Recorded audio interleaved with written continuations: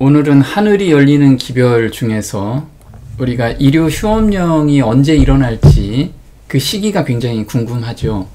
근데 사단이, 일요 휴업령은 사단이 내리는 겁니다. 그래서 사단의 대리자들이 어떻게 움직이고 있는지 그걸 우리가 연구하게 되면 일요 휴업령이 언제 내릴지를 우리가 감을 잡을 수가 있습니다. 그리고 일요 휴업령은 우리가 어떻게 준비하느냐에 따라서 사단이 분노하면서 내려지는 그런 깃발이기 때문에 우리가 지금 어떻게 준비가 되어 있느냐에 따라서 일요 휴업령이 빨리 내릴 수 있고 늦게 내릴 수가 있습니다. 그럼 그 시기를 우리가 오늘 한번 알아보는 그런 시간이 됐으면 좋겠습니다. 지금 계시록 12장에서 16장은 성경 전체가 들어가 있는 내용이라고 지난 시간에 저희가 공부를 해봤는데요. 지금 하늘이 열리는 것이 계시록 11장 19절입니다. 그래서 하늘이 열린 것을 지금 요한 형제가 봤어요. 그래서 하늘 안에 들어가서 과거, 현재, 미래를 지금 보면서 글을 쓰고 있는 거죠. 그래서 계시록 16장 마지막 제절에서는 다 이루었다. 그래서 구속의 경륜이 끝나는 모습까지 보게 된 거예요. 그래서 저희가 계시록 11장 19절부터 계시록 16장까지 이 안에서 성경 전체를 다 풀 수가 있습니다. 그래서 앞으로 이 안에서 성경을 다 한번 풀어보도록 할 겁니다. 자, 계시록 12장은 하늘에서 전쟁이 있었고 예수님의 탄생과 부활이 있었고 그 다음에 1260년 동안 교회를 핍박을 하고 그 내용이 계시록 12장입니다. 그럼 계시록 13장부터는 어떤 내용의 전환점이 생기게 되는 거죠. 그래서 계시록 13장에는 일요 휴업령이 내리고 나서부터 그 사단의 편에 짐승의 표를 받은 사람들이 어떻게 되는지가 보여지는 것이 계시록 14장 15절에서 또 17절에서 20절까지 천사가 이한낫을 가지고 포도를 거두는 상황이 나오고요. 이 사람들은 계시록 16장에 넘어가서 7 재앙을 맞게 되는 무리가 되는 거죠. 그런데 또 한 무리가 있죠. 계시록 14장은 어린 양 깃발 아래 모이는 14만 4천인에 대해서 이야기를 하고 있어요. 그리고 계시록 14장 14절하고 16절에는 아들이 이한낫을 가지고 있는데 곡식을 거두게 되는 거예요. 그리고 계시록 15장은 구원의 노래를 부르게 되는 그런 내용입니다. 그럼 우리가 계시록 16장의 7재앙, 7재앙은 어린 양과 14만 4천, 어린 양에 속한 14만 4천은 상관이 없는 장이라는 거예요. 왜? 하나님께서 보호하는 장이라는 거죠. 그래서 우리는 7재앙을 겪어도 그 상황을 보호함으로써 지나가는 무리가 된다라는 거예요. 자, 일요 휴업령은 사단이 분노하여 내리는 내용입니다. 근데 왜 분노할까요? 어떤 사건이 있기 때문에 사단이 분노하게 됩니다.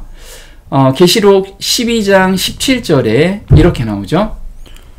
용이 여자에게 분노하여 돌아가서 그 여자의 남은 자손 곧 하나님의 계명을 지키며 예수의 증거를 가진 자들로 더불어 싸우려고 바다 모래 위에 섰더라.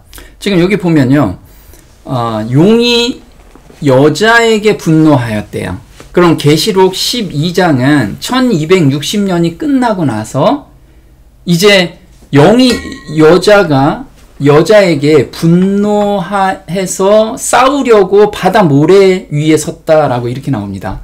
그러면 왜 분노할 건가? 이 분노하는 내용을 알게 되면 일요 휴업령이 언제 내릴지를 알 수가 있는 거죠.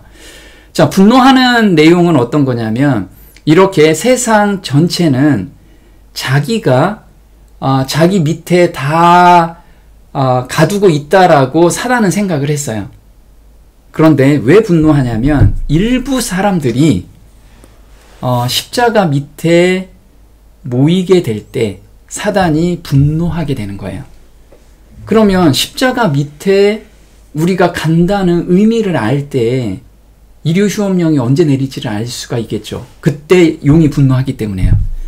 자, 이류시험령은 사단이 먼저 알기 때문에, 왜 사단이 먼저 아냐면 사단은 성경을 너무 열심히 공부한 자입니다. 그래서 우리보다 몇십 배 잠도 자지 않고 그 창세 이후부터 모든 역사를 다 보면서 어떻게 하면 예수님이 초림 때부터 시작해서 재림 때까지의 모든 사건을 알아요.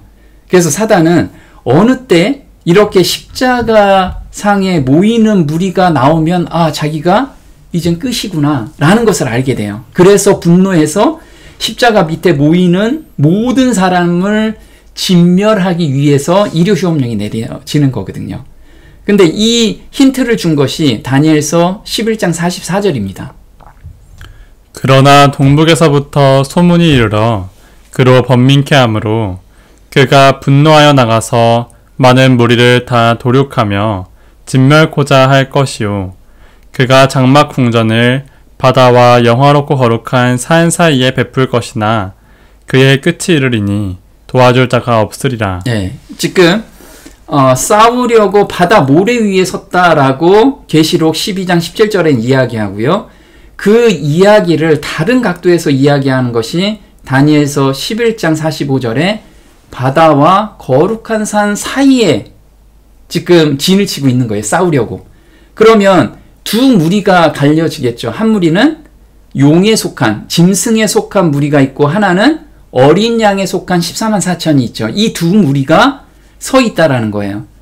그래서 동북에서 오는 소문이라는 거 우리 많이 들었죠. 계시록 18장 1절에 이 일 후에 다른 천사가 하늘에서 내려오는 것을 보니 큰 권세를 가졌는데 그의 영광으로 땅이 환하여지더라. 그래서 여기서 큰 권세, 이게 늦은 비성령이라는 거죠.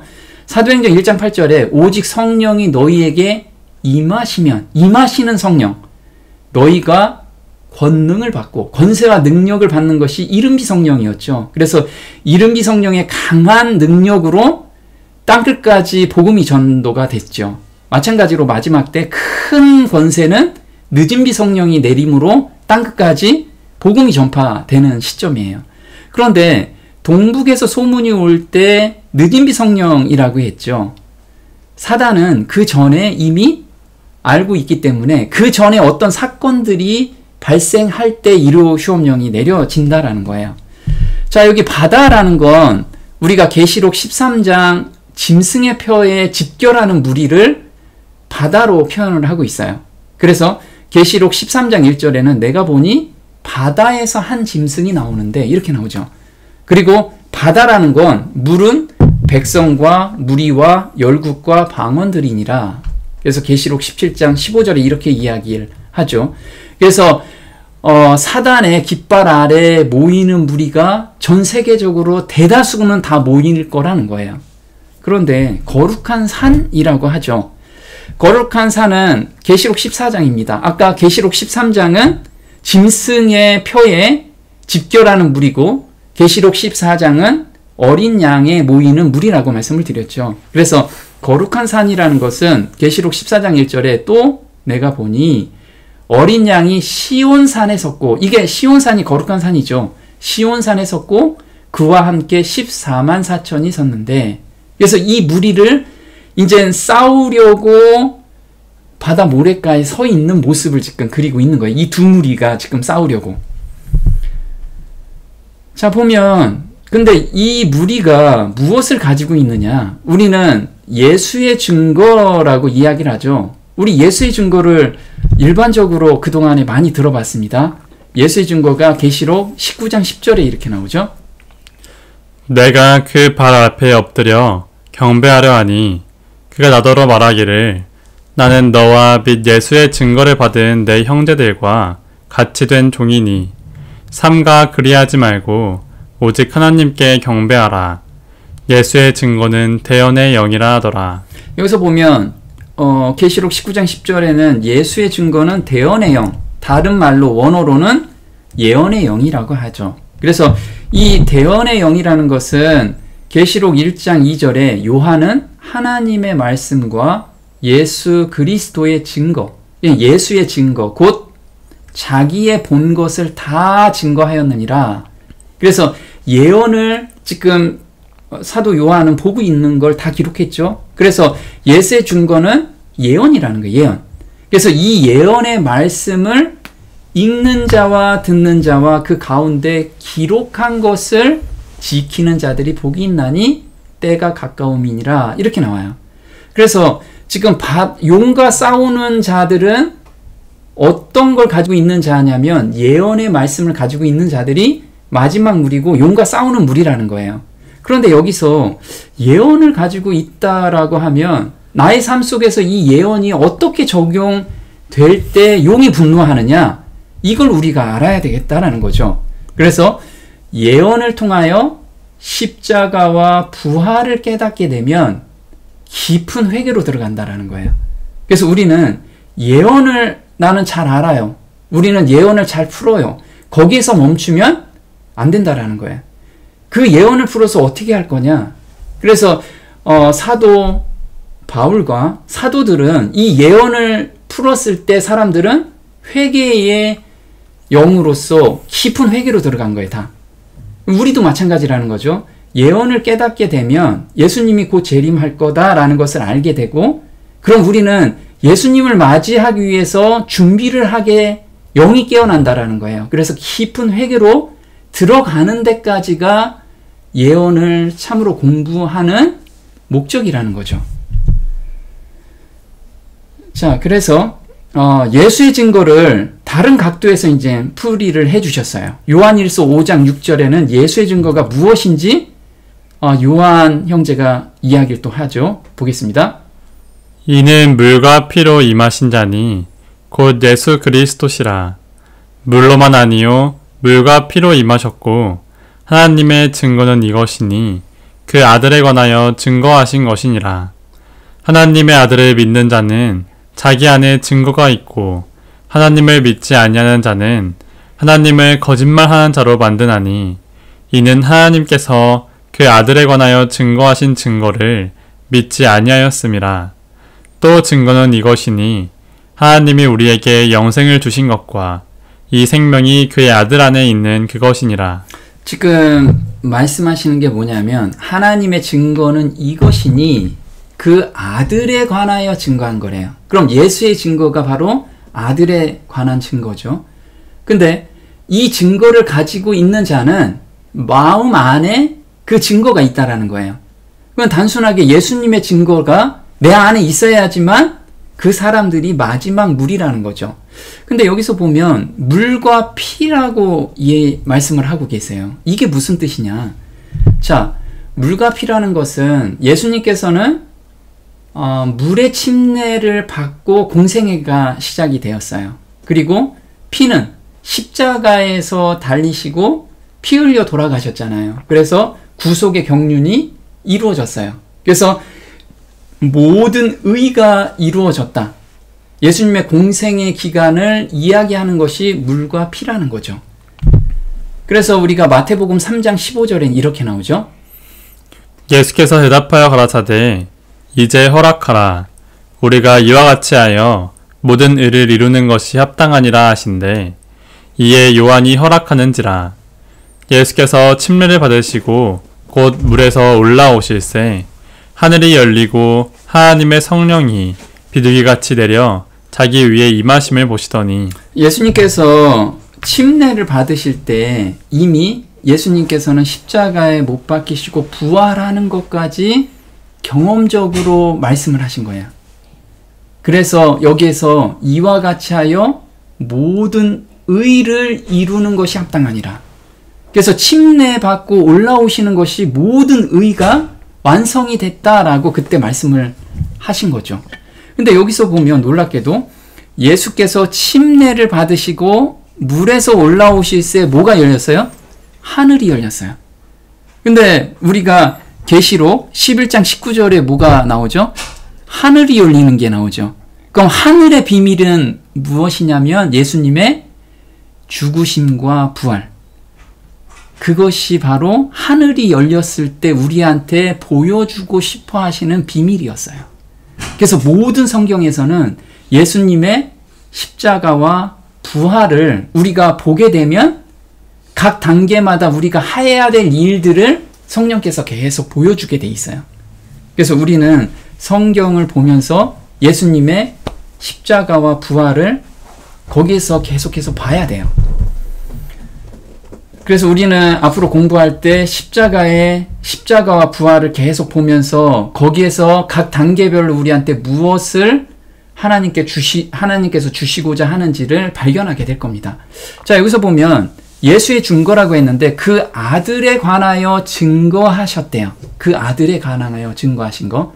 근데 예수님께서도 부활하시고 나서 제자들이 이른비 성령을 준비하게끔 가르친 내용이 있습니다. 그게 바로 아들에 관해서 가르치기 시작하셨어요. 그래서 이걸 아는 자는 우리는 늦은 비를 받을 준비가 되는 거예요. 보면 누가복음 24장 44절은 예수님이 부활하시고 제자들이 이른 비를 받기 전에 성경을 깨닫게 하고 회개로 인도하는 기별을 전했어요. 한번 볼게요. 또 이르시되 내가 너희와 함께 있을 때에 너희에게 말한 바 곧 모세의 율법과 선지자의 글과 시편의 나를 가리켜 기록된 모든 것이 이루어져야 하리라 한 말이 이것이라 하시고 이에 저희 마음을 열어 성경을 깨닫게 하시고 또 이르시되 이같이 그리스도가 고난을 받고 제3일에 죽은 자 가운데서 살아날 것과 또 그의 이름으로 죄 사함을 얻게 하는 회개가 예루살렘으로부터 시작하여 모든 족속에게 전파될 것이 기록되었으니 너희는 이 모든 일의 증인이라. 네. 자, 지금 예수의 증거인데 제자들한테 어떤 증인이라고 이야기를 해요. 그게 말씀을 하고 계시는 건데요. 예수님께서 자기를 가르쳐 기록된 모든 것을 제자들한테 가르치는데 모세의 율법과 선지자의 글과 시편의 나를 가리켜 기록된 내용을 알려주기 시작했어요. 그래서 모세의 글에서 어떤 내용을 가지고 하셨는지도 오늘 저희가 좀 알아보도록 할 거예요. 근데 이거를 가르치고 나서 제자들이 깨우치게 됐어요. 깨우치게 되니까 회개가 일어나기 시작한 거예요. 그리고 그 회개가 깊어지고 나서 이제 이른비 성령이 충만하게 내릴 때 받을 준비가 딱 된 거죠. 우리도 마찬가지인 거죠. 이렇게 준비되는 기별이라는 거예요. 그런데 여기서 가르친 주요 골자는 뭐냐면 그리스도가 고난을 받으셨어요. 고난 받은 것은 십자가상이라는 거죠. 그리고 살아나셨어요. 이거는 부활에 대한 내용이죠. 그래서 우리가 앞으로 이 십자가의 뜻과 부활 능력으로 우리 삶 속에서 어떻게 역사하는지 제자들은 그 역사하는 내용을 깨닫게 됐어요. 그리고 그 삶 속으로 인도가 됐어요. 우리도 그 삶 속으로 인도가 되는 자들은 늦은 비를 받게 될 거예요. 우리가 하나씩 다 풀어갈 겁니다. 근데 사도 바울 형제도 똑같은 기별을 전했어요. 예수님이 제자들한테 전한 기별을 똑같이 전했어요. 다른 기별을 전한 게 아니고 이 기별을 전했죠. 사도행전 26장 22절입니다.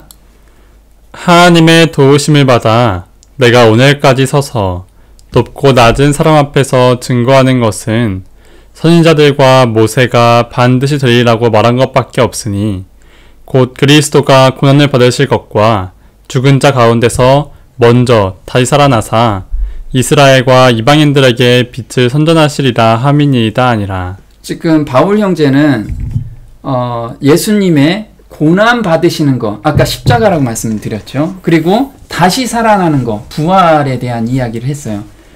그것을 삶 속에서 증거가 됐어요.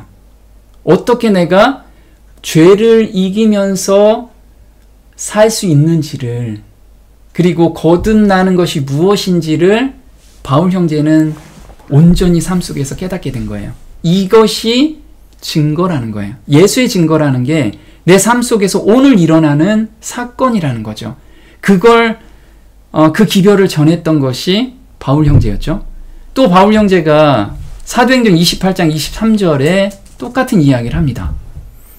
저희가 일자를 정하고 그의 우거하는 집에 많이 오니 바울이 아침부터 저녁까지 강론하여 하나님 나라를 증거하고 모세의 율법과 선지자의 말을 가지고 예수의 일로 권하더라. 자, 예수의 일이라는 게 어떤 거죠? 고난을 받으신 것과 다시 살아나는 것. 다시 살아나신 것에 대한 것을 증거했어요, 계속. 그럼 우리도 복음을 전할 때 이 두 가지 복음을 전할 때 사람들이 깊은 회개로 들어가고 예수님께 향하는 마음으로 삶을 살 수 있다라는 거죠. 자, 그러면 예수님께서 모세의 글이라고 이야기를 하죠. 모세의 율법이라고 했으니까 모세의 어떤 글을 가지고 설명했느냐? 이게 바로 여호와의 유월절을 가지고 설명을 했어요. 그게 출애굽기 12장입니다. 그래서 출애굽기 12장 13절. 앞으로 우리가 출애굽기 12장에 대해서 아주 디테일하게 한번 공부를 해볼 거예요. 그러면 예수님의 십자가와 부활이 어떤 능력을 가지고 우리 삶 속에 적용이 되는지를 스스로 알 수가 있어요. 한번 보겠습니다.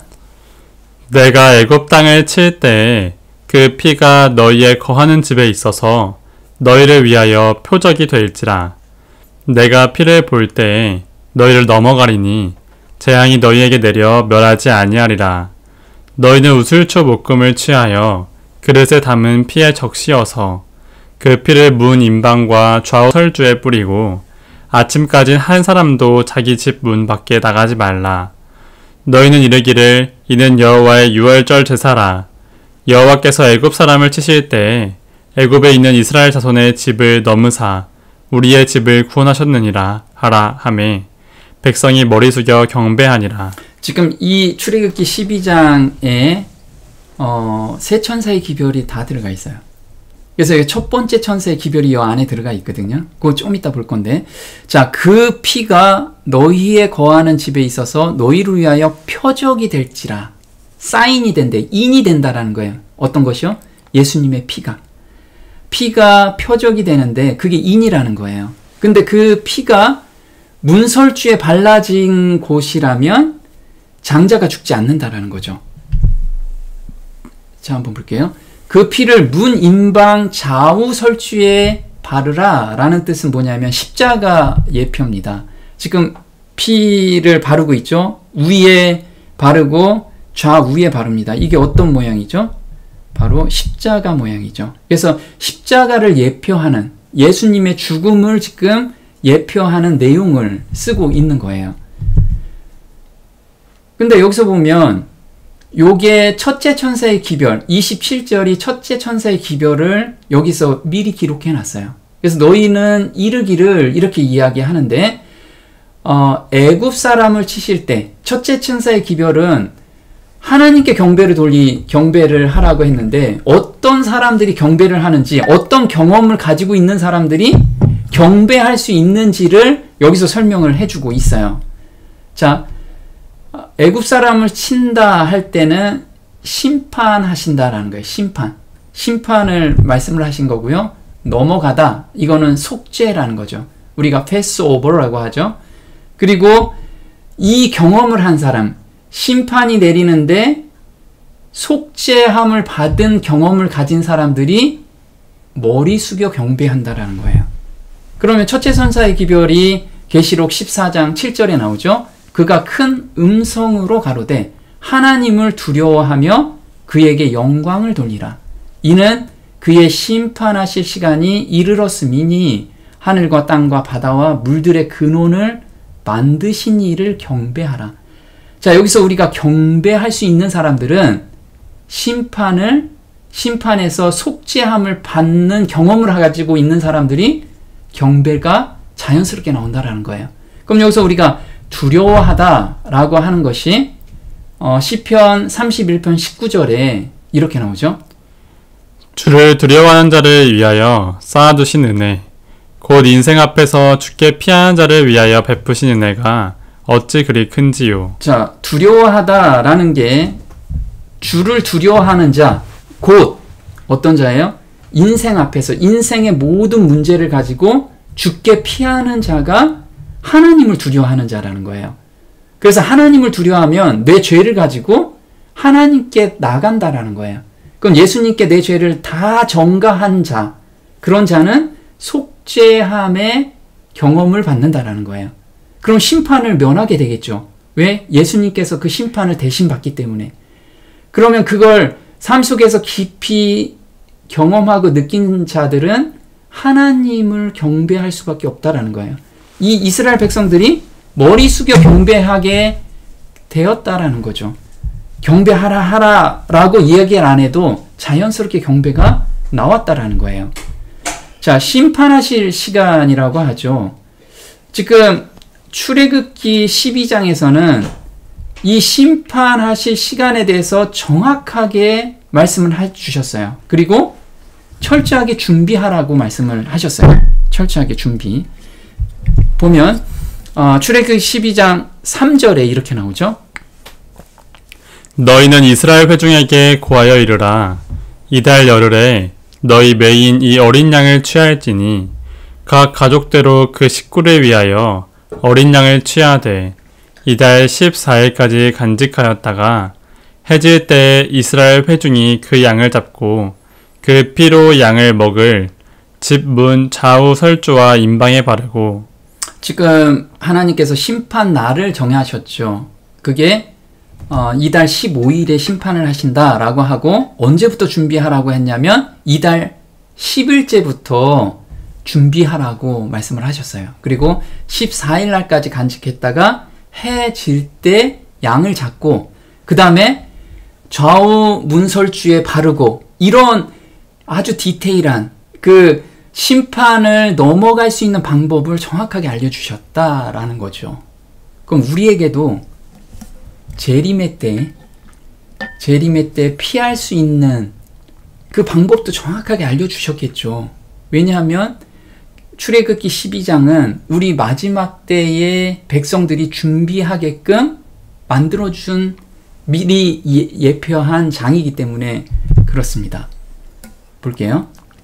하나님의 심판의 때를 알려주고 하나님을 두려워하고 경배하라는 요한계시록 14장의 첫째 천사의 기별은 하나님의 백성이라고 공언하는 사람들로 하여금 세상의 부패한 가마에서 떠나게 하고 세속화되고 타락한 그들의 참 상태를 보도록 그들을 일깨워주기 위하여 주어진 기별이었다. 네, 첫째 천사의 기별은 심판의 때를 알려주고 세상의 부패한 가마에서 떠나게 한다. 이것은 깊은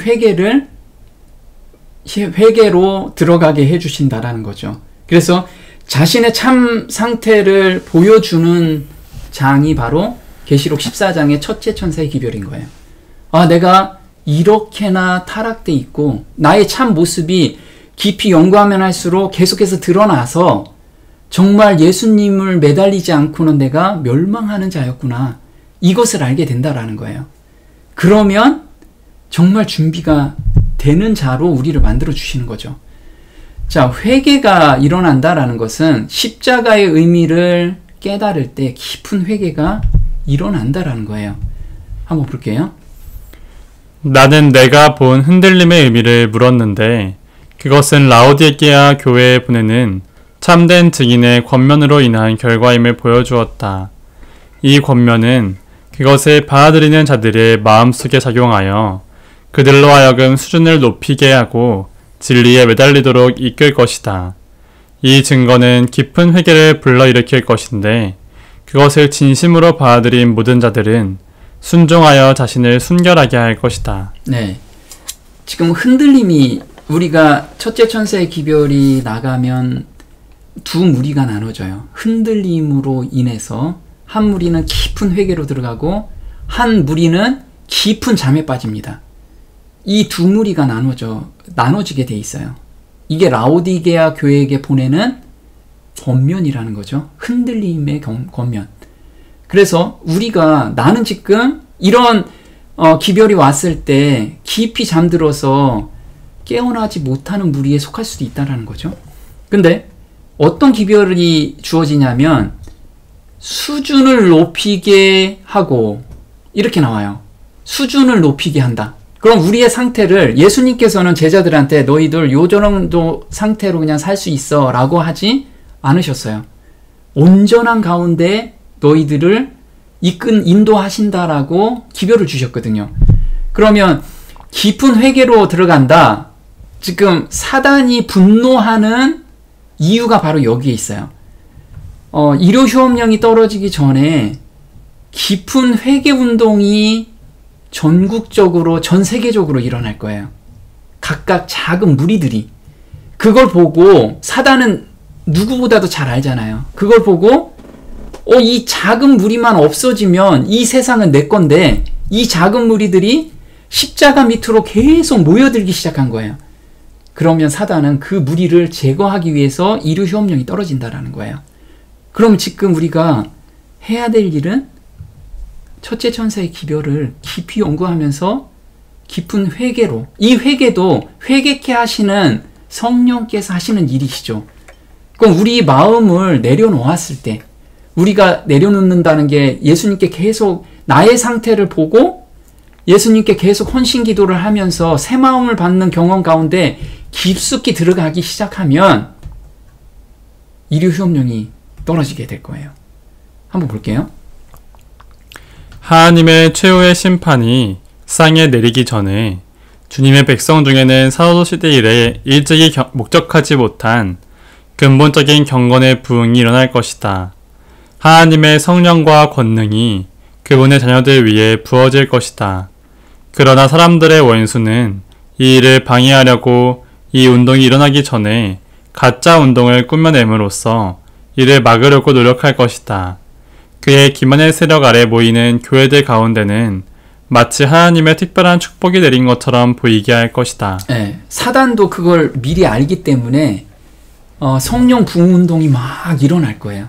우리 지금 다른 교회에서 성령 운동 막 하죠. 방언 운동 엄청나게 하고, 요즘은 유튜브에서만 보기만 해도 막 부흥 운동 일어나는 교회들은 방언 기도 안 하는 곳이 없어요. 거의 알아듣지도 못하는 방언 기도가 엄청나게 부흥하고, 거기에서 방언 받으면 성령 받았다라고 모두 다 이야기를 하고 있는 추세입니다.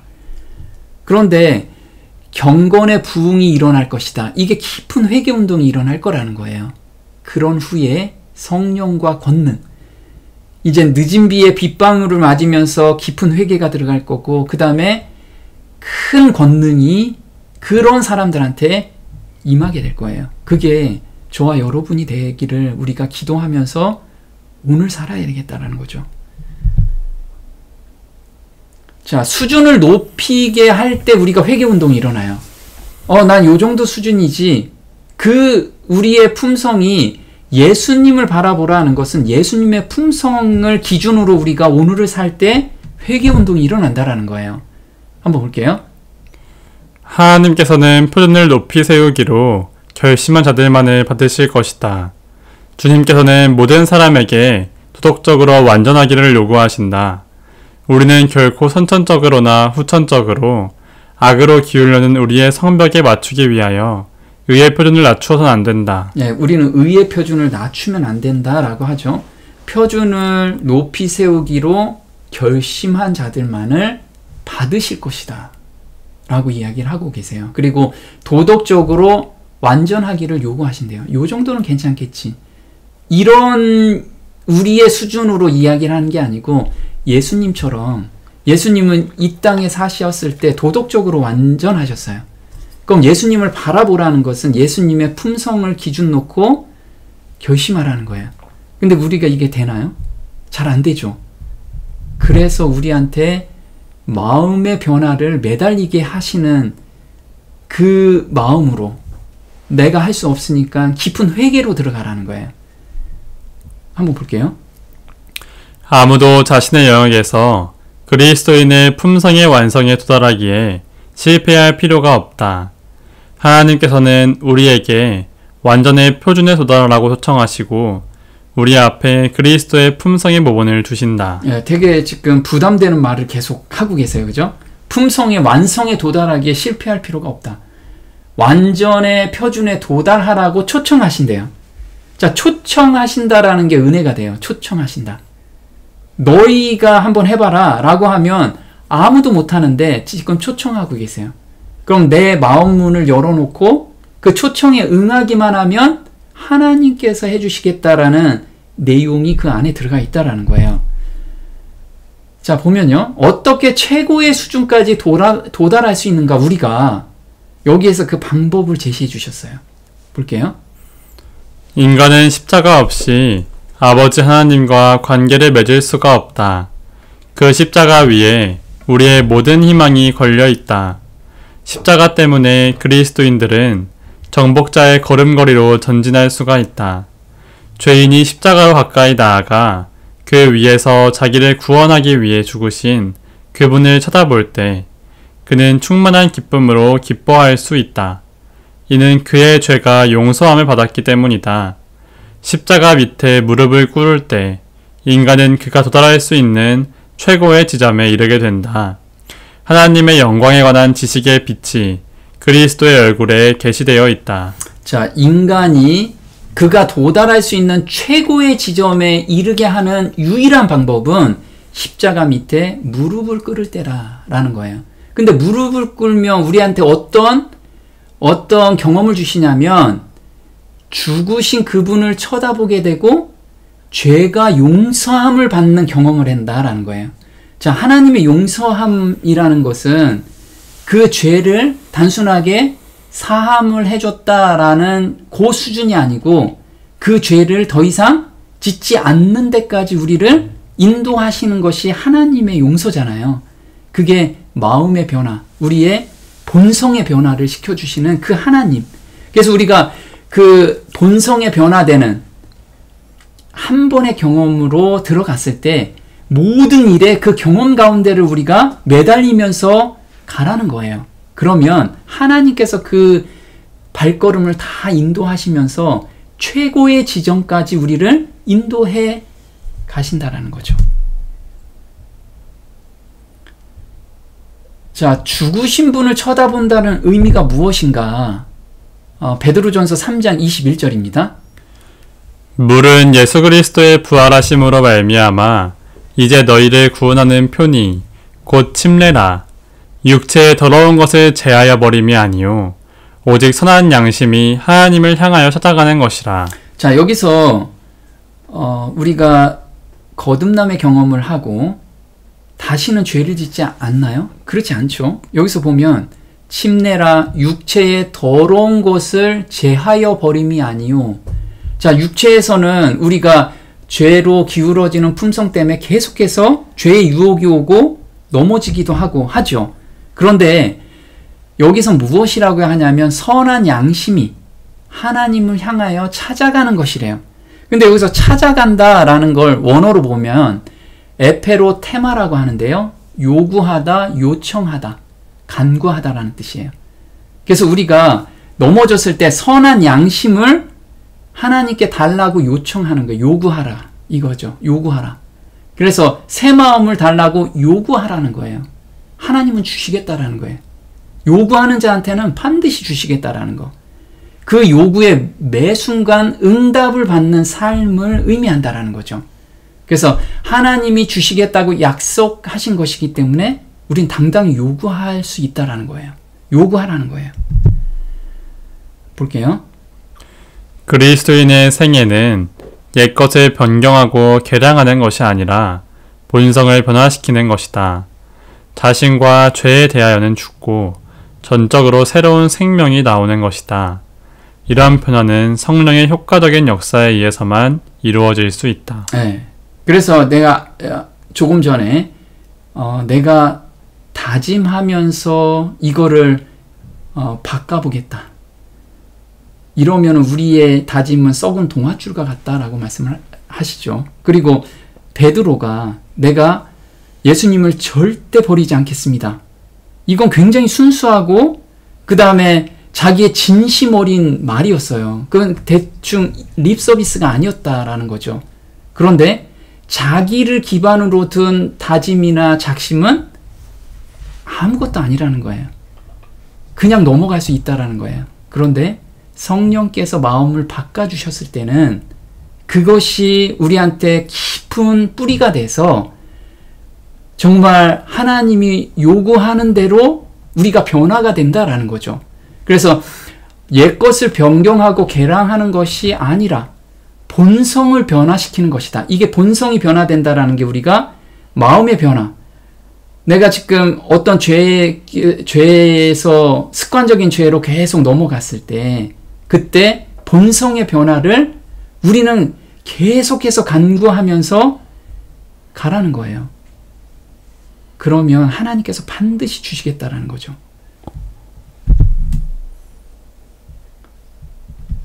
자, 6월절 십자가가 회개로 우리를 인도합니다. 그 회개, 깊은 회개가 따르면 바로 출애굽을 이 사람들이 나 이제 애굽 안 떠날 거야. 그러지 않고 바로 떠나는 마음이 생기는 거예요. 이게 둘째 천사의 기별이 자연스럽게 나온다라는 거죠.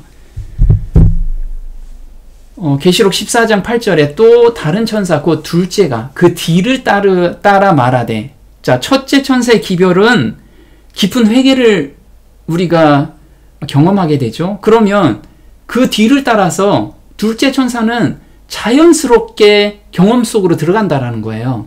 그래서 무너졌도다 큰 성 바벨론이요, 모든 나라를 그 음행으로 인하여 진노의 포도주로 먹이던 자로다 하더라. 그래서 내가 지금까지 얽매였던 것이 다 유혹이 그렇게 강하지 않는다라는 거예요. 회개가, 깊은 회개가 들어가면. 근데 우리는 깊은 회개 가운데 들어가지 않은 상태에서 모두 안 해야 되고 모두 떠르켜야 되고 이러니까 너무 힘든 신앙생활로 들어가고 있다라는 거예요. 이 경험을 가지고 있는 자들이 계시록 18장에서 외칠 수 있는 거예요. 그래서 깊은 회개의 경험을 가지고 있는 사람들은 자연스럽게 이 증인으로서 이걸 이야기할 수가 있는 거죠. 보겠습니다. 힘센 음성으로 외쳐가로되 무너졌도다 큰 성 바벨론이여, 귀신의 처소와 각종 더러운 영에 모이는 곳과 각종 더럽고 가증한 새에 모이는 곳이 되었도다.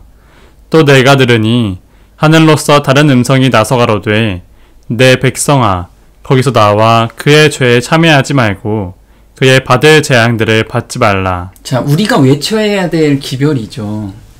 지금 바벨론이 무너졌는데 귀신의 처소와 각종 더러운 영이 모인 곳이고 이 가증한 새들이 모여 있는 곳인데 우리가 빠져나와야지만 그 기별을 전할 수가 있잖아요.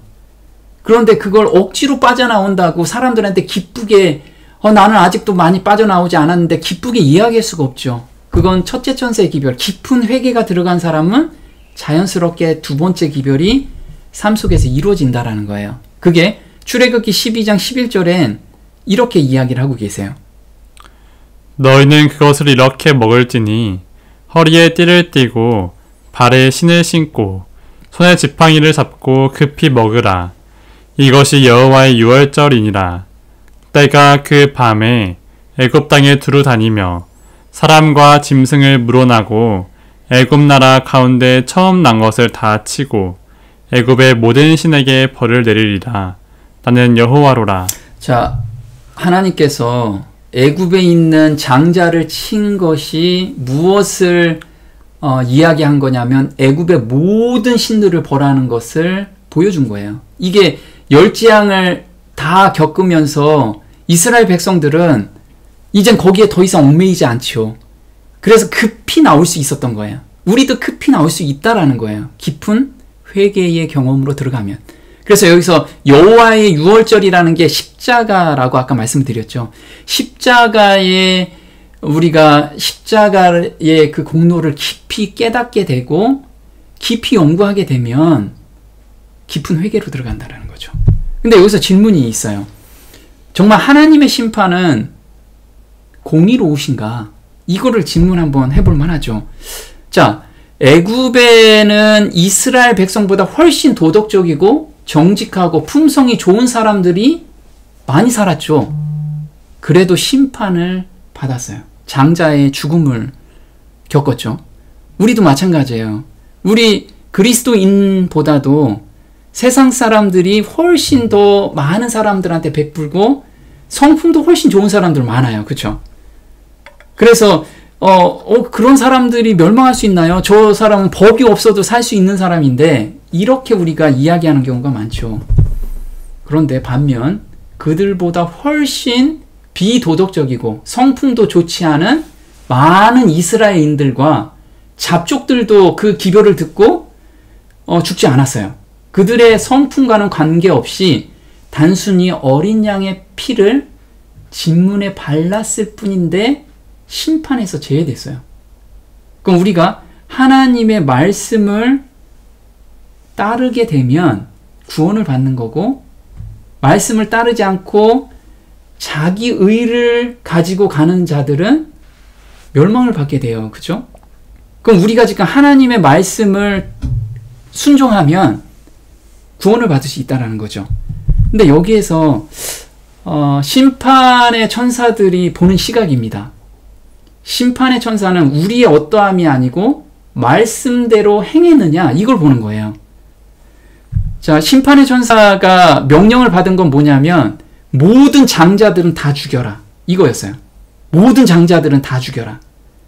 그게 이스라엘인이든 애굽인이든 상관없이 모든 장자를 죽이라는 명령이에요.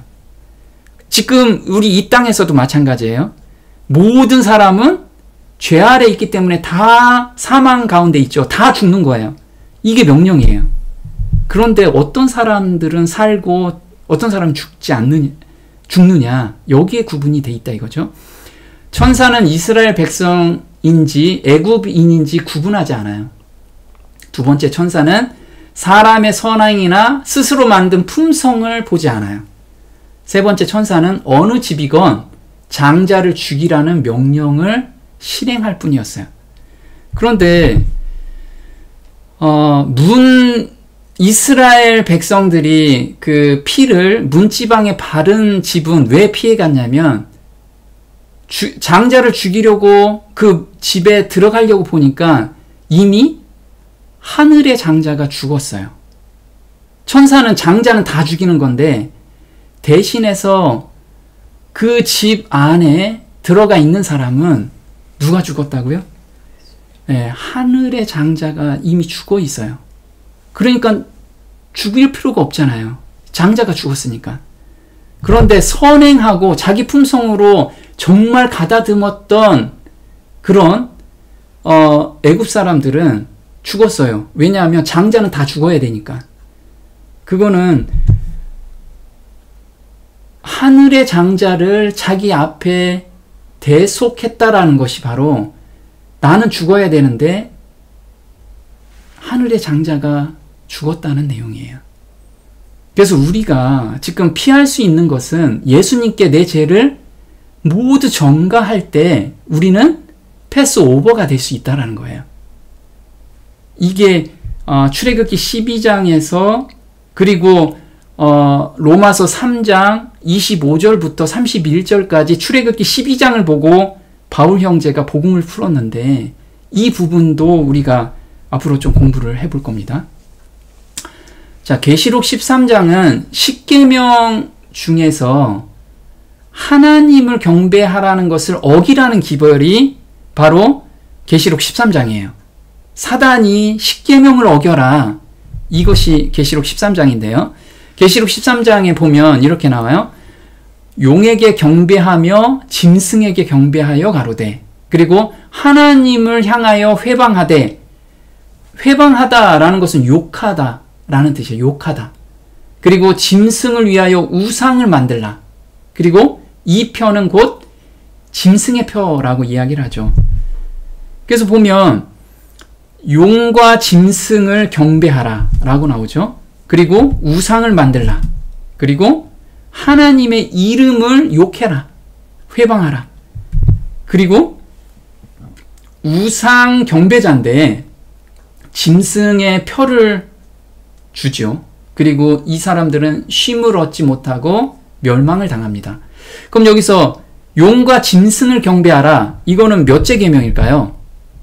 자, 첫 번째 계명에 나 외에는 다른 신을 섬기지 마라. 출애굽기 20장 3절에 경배하지 마라. 이게 1계명을 지금 어기라고 하는 내용이에요. 두 번째, 우상을 만들라 라는 것은 출애굽기 20장 4절에 이 두 번째 계명을 어기라는 거예요. 너를 위하여 새긴 우상을 만들지 말라. 근데 우상을 만들라고 지금 이야기를 하고 있죠. 세 번째는, 세 번째 계명, 여호와의 이름을 망령되이 일컫지 말라. 이것이 하나님의 이름을 욕해라 라는 것으로 지금 계시록 13장은 써 있는 거예요. 그러면 짐승의 편은 뭐냐 이거죠. 짐승의 편은 네 번째 계명, 안식일을 기억하여 거룩하게 지켜라 라를 안식일을 어겨라. 그럼 다른 날로 바뀌어라 라는 뜻이죠. 그래서 하나님의 법을, 하나님의 보좌는 공의와 사랑인데 10계명이 그걸 받치고 있는데 첫째 계명에서 넷째 계명을 어기라는 명령이 바로 계시록 13장이었던 거예요. 그럼 계시록 14장은 이것을 회복하는 자들이 계시록 14장이죠. 그래서 계시록 14장은 창조주를 경배하자. 첫 번째 계명을 하나님을 경배하라는 거죠. 그리고 바벨론이 무너졌다. 우상에서 나와라. 그리고 하나님의 이름을 욕함에서 나와라. 이걸 이야기를 하고 있는 거예요. 그리고 성도들이 짐승의 표가 이제 하나님의 표를 받는데 하나님의 표는 하나님의 계명과 예수 믿음을 가지고 있는 자들이 바로 하나님의 표를 가지고 있는 자라는 거예요. 이렇게 계시록 13장과 계시록 14장은 구분돼서 나눠져 있어요. 그게 계시록 12장 마지막 절에서 용이 바다 모래에서 싸우려고 있을 때 나눠지는 거예요. 이렇게 계시록 11장부터 계시록 16장까지가 다 연결된 장입니다. 그래서 우리가 마지막 때에 유료 휴업령이 떨어지면 그 각 단계별로 아까 그 여호와의 유월절에서 시기를 정확히 알려주시고 어떻게 행동하라는 걸 명확하게 알려주셨듯이 우리한테도 명확하게 알려주신 그 내용을 우리가 같이 풀면서 정말 늦은 비를 받는 그런 준비가 되는 저와 여러분이 됐으면 좋겠습니다. 오늘 여기까지 하겠습니다.